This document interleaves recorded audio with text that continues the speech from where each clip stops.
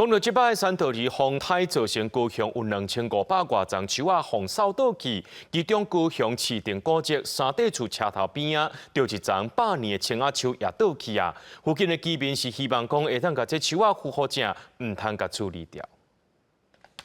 这丛本地有4层楼高的100年老青仔，互山道二风台扫倒，即马就倒伫咧三地厝车头办公室的厝顶。附近的民众看到真唔甘，因为因自细汉就看这丛老青仔徛伫咧遐。地方的乡亲甲里长四界走踪，希望政府会当协助，甲老青仔演好正，唔通甲移除。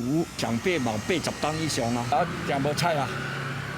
会动着搁甲用挖起啊，看会挖起袂安尼。里面吼，佮包括我吼，嘛足爱即丛青仔吼，看会当演电吼，甲扶起袂，嘛是爱尊重人专业啊，专业若感觉讲袂使啊，毋拄好你若种起树根，就已经拢烂去啊。如果袂挖，就看世界间爱撤掉，就撤掉。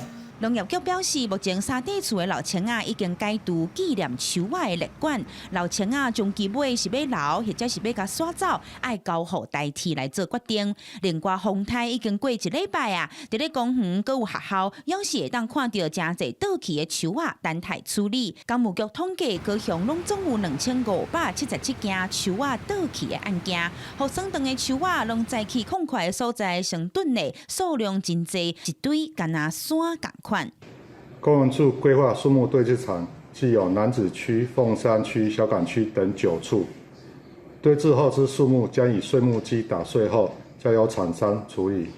高雄市政府估计山道二风台财损超过20亿，这个树仔后续的处理，安怎量早恢复使用，是市政府重要的课题。记者邱昭阳高雄报道。